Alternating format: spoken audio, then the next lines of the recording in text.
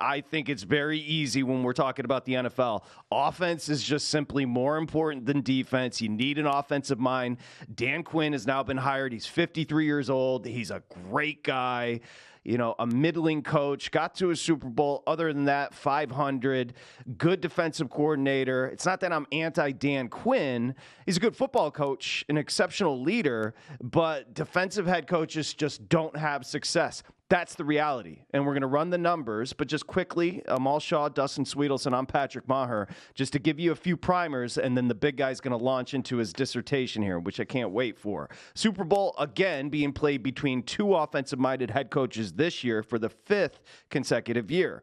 Non-Belichick, it's been 8 years since a non-offensive head coach got to the Super Bowl. Let's talk about the NFC quickly before Dustin gives the info.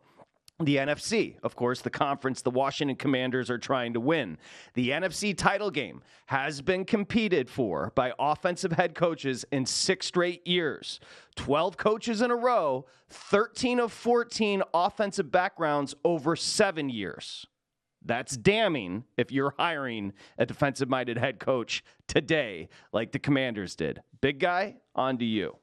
I want to clarify with this research. I did not use the coaches hired in 2023.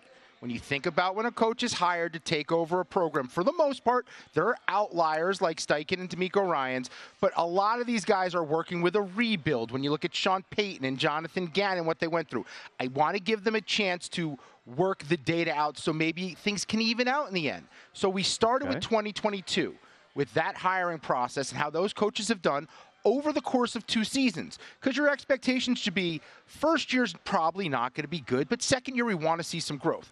So let's begin with Todd Bowles. Todd Bowles was hired in 2022.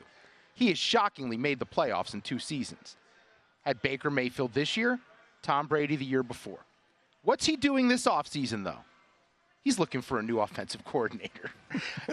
Dave Canales has left Tampa Bay to be the head coach of the Carolina Panthers. So he's currently working through that, and also the Tampa Bay Buccaneers. No one thinks that they're a good football team, but they made the playoffs this year because they won a bad South. Also hired in 22, Matty Eberflus. He has not made the postseason. In fact, he's 10-24 overall. The biggest issue he's had is developing his quarterback. Why? Because he's a defensive head coach, and they have a young quarterback in Justin Fields. They're trying to debate whether they should move on from their first-round draft pick to draft another quarterback to do it all over again. This is madness. Go ahead. And most people would agree that while Justin Fields, there are certainly limitations in his game, judging him would be pretty unfair based on what he's dealt with so far in his career. Fair. Keep going. Also hired in the 2022 coaching class, Dennis Allen. Good God, he is 16 That's Amal's boy. Amal, would you like to stump for D. Allen here with the Saints? Yeah, being assigned the public defender case here on Dennis Allen, we're just going to look for a plea deal and throw ourselves at the mercy of the court. Nobody understands why this guy is coaching in the National Football League. There's only one of two things. He is the greatest human being we've ever met, or he's got pictures of somebody in a compromising position. Well, he's 16-18 over 2 seasons. Not great. Go ahead. In one of the weakest divisions we've seen in a long, long time. And also, how's that offense looking in the Bayou? 2022, this guy lasted 1 season. Wonder why. We'll get to his name again later on the list. 13-1 with the Houston Texans was Lovie Smith. I know you're going to be shocked to hear this. They did not make the postseason that year. I think Lovie Smith gets hired because people like his name. There's no other explanation. Well, I think Lovie had the greatest win in Texans franchise history, beating the Colts. There you go. Next. All right, 2021 class. Interesting group here from the defensive side of things. These are only the defensive coaches. We'll get into the offensive guys in the next segment. The New York Jets hired Robert Saleh. In 3 seasons leading the Jets, he is 18-33, and they have not made the playoffs yet. Again, our assertion, not saying these guys aren't great people. They're defensive-minded. They're not going to win. Let's keep going. How has Zach Wilson looked as a quarterback, by the way? It's not tremendous. Let's keep going. 2021 also in that class of coaches hired. Brandon Staley, he has since lost his job. In 3 seasons was exactly 24-24. They did make the postseason 1 time. And has been unmercifully clowned. I don't know if he could get a head coaching job in high school right now. Yep. Back in 2020, the only defensive-minded head coach who was hired was one Ron Rivera. Obviously, he has since been let go since we're talking about Dan Quinn taking over for him. 26-40. He did make the playoffs his first season in the nation's capital. He was 7-9 the year he made the postseason. And by the way, did you hear the rumor? John Goulet, I hope you're sitting down. The replacement, more symmetry in Dallas, potentially, Ron Rivera. Can't make it up, boys. Let's keep going. Let's go back to 19. Brian Flores. Remember when he was the head coach of the Dolphins? In 3 seasons, we were all really high on him. He was fixing things in South Beach.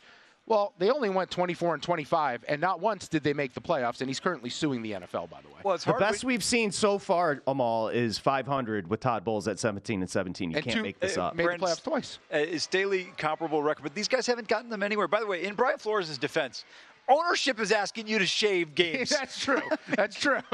Yeah, it's disqualified, but still helps our argument. Let's keep going. 2019, the Denver Broncos turned to Vic Fangio to get them back to the Super Bowl.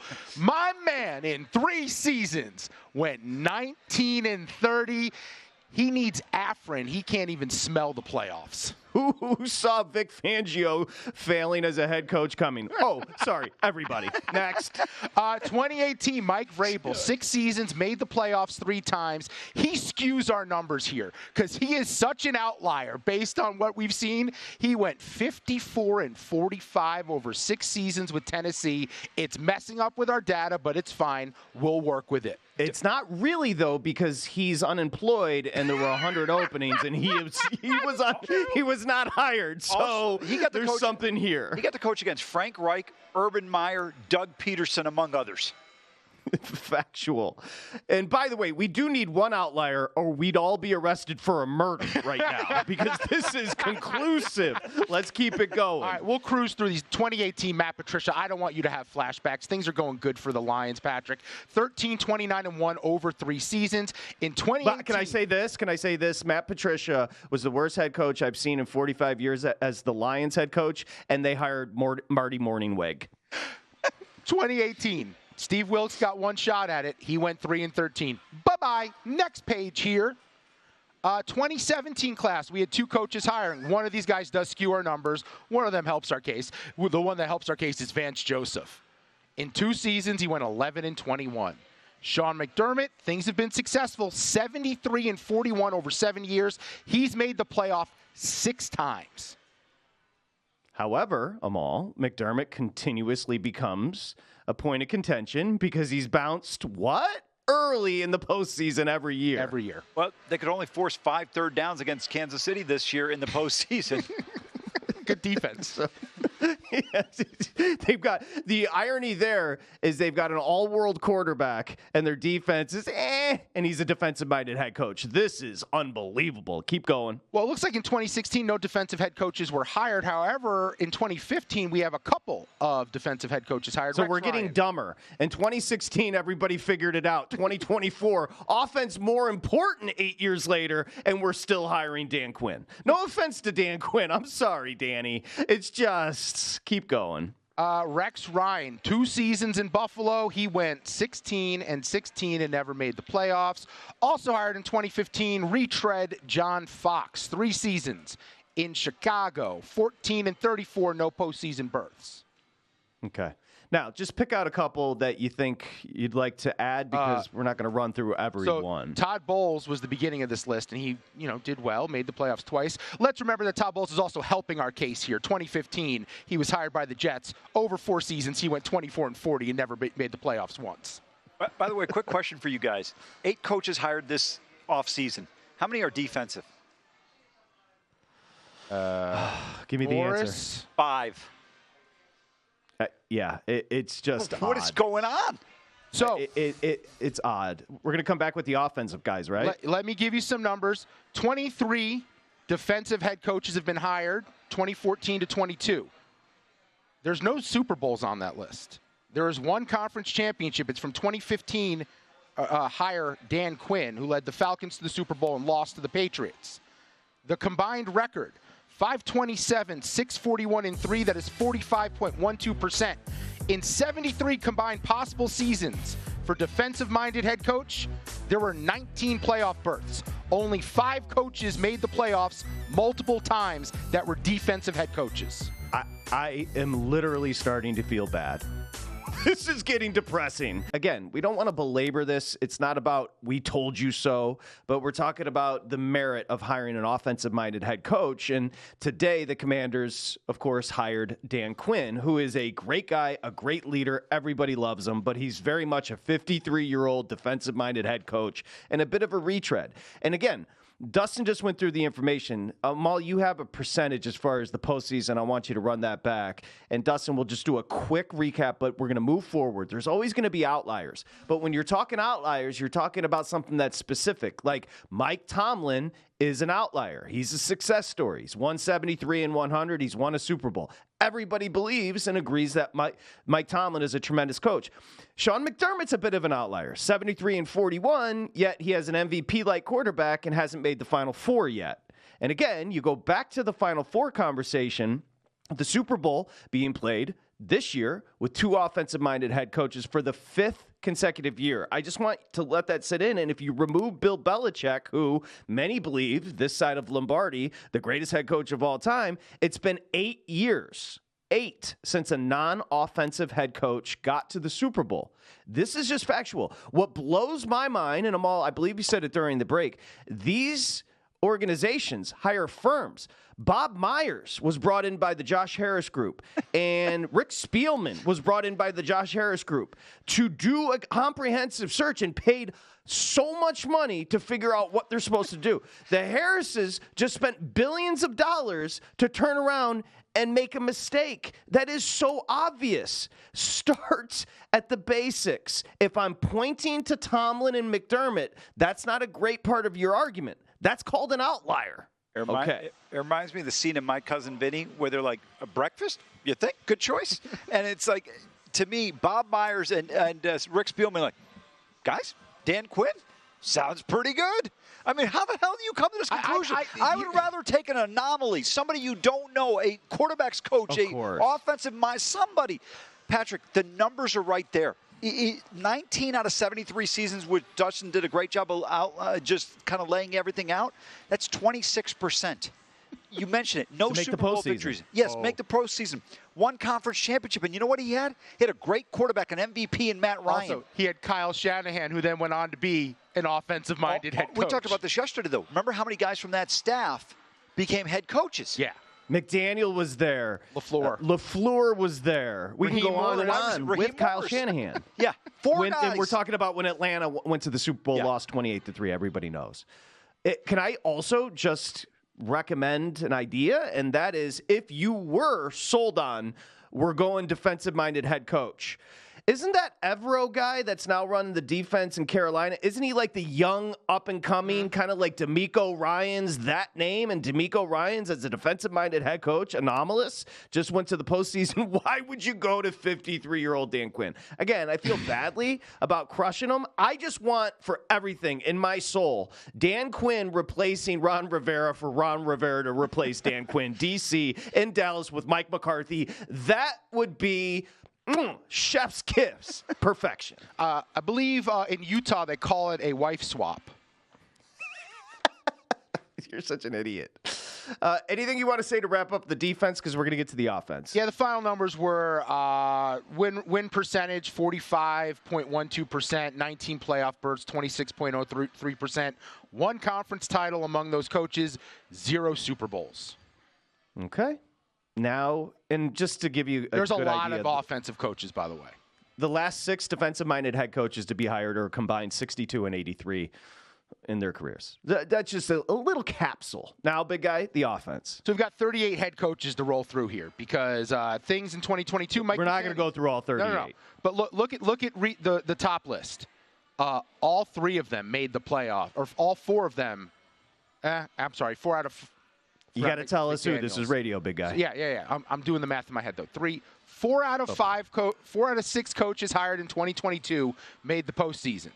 Those coaches were Mike McDaniels, made the playoffs twice, 20-14, same record as Kevin O'Connell, who made the postseason once with the Minnesota Vikings. Brian Daboll made the playoffs 1 year with the Giants. Doug Peterson, in 2 seasons, 18 and 16, made the playoffs once. The 2 coaches hired in 22 who did not make the playoffs, Josh McDaniels, gone. Nathaniel Hackett, gone. He gone. McDaniels 9 and 16 overall, Hackett 4 and 11. The other guys winning coaches. Yeah, Sirianni 34 and 17. My guy Dan Campbell. Urban Meyer doesn't help here, but no. Urban Meyer was 2 and 11. Got to use the data though. Got to use the data. I mean, Matt Rule is a tough look because he's an offensive line coach. I don't think he was ever a coordinator anywhere. So that stinks, but he's an offensive coach. Had to include him. However, the 2 at the bottom help us with our data in 2020. They were hired. Kevin Stefanski may win Coach of the Year this year, 37 and 30, over 4 seasons in Cleveland, 2 playoff berths. Mike McCarthy. You could talk a lot about Mike McCarthy. He's 42 and 25 in 4 years in Dallas, 3 postseason appearances for him. I'll say this. First of all, great job by you in terms of all the breakdowns. Yep. I've come to this conclusion. If I'm the GM, if I'm the owner, I'm going offensive-minded just based on the way the game is going, where it's going. You look around, your biggest challengers right now, Kansas City, Mahomes and Reed. You look in Cincinnati, Burrow and Taylor and some of the other combinations out there.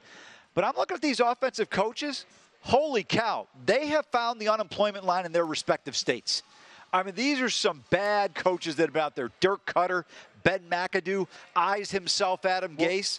I mean, these are guys that nobody's – Doug Marrone.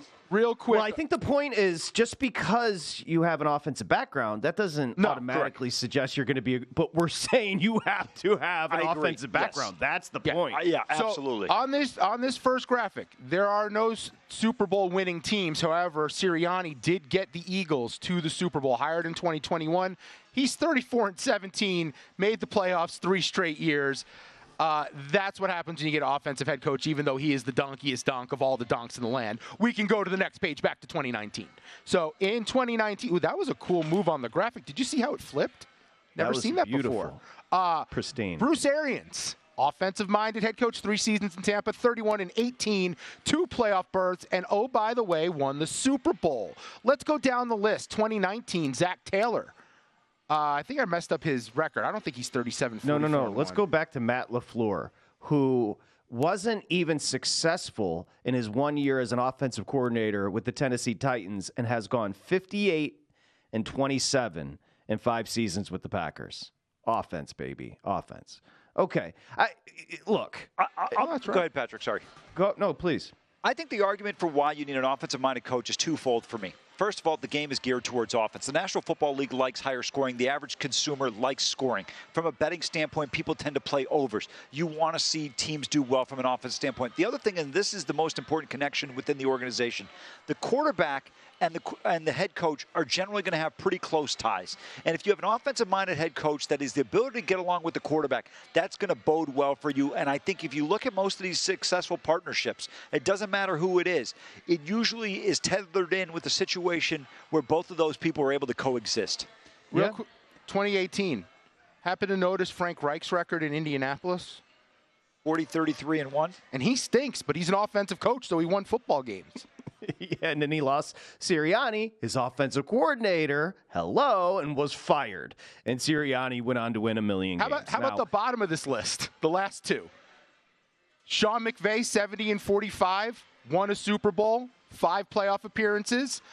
Kyle Shanahan, 64 and 51, 4 playoff appearances, now in his 2nd Super Bowl. And McVay's record. The point is well made. Yeah. So we can go to the final graphic. We don't have to go through the coaches. We can do the synopsis here. This is how things shook out when we looked at everything. Offensive head coaches versus defensive head coaches. The win percentage. Offensive, 49.25 win percentage versus defense's 45.12. When it comes to playoff berths, we've got 52 playoff berths for the offensive side. That is 40.31%, where it's 26% for defensive head coaches. So in order to win the Super Bowl, you got to give the number. 52 berths to get to the first 19 playoff berths for offense, 19 for defense. Dustin, go ahead. Yep, and that's 40% versus 26%. And here's where it matters. It matters, do you make the Super Bowl and do you win Super Bowls? Defensive-minded head coaches from 2014 to 2022, they have 1 conference title and 0 Super Bowl rings. Offensive head coaches have 9 conference titles and 3 Super Bowl rings. Great job. Seriously, great job with the research. Have we annoyed you enough? Have we annoyed you into our side, into our argument? I know what we just did for 40 minutes sounds annoying, but we've been just stressing the offensive-minded approach for so long on this show that we had to have receipts. Visit VSiN.com to get current odds, listen for free, find showtimes, and download VSiN sports betting podcasts.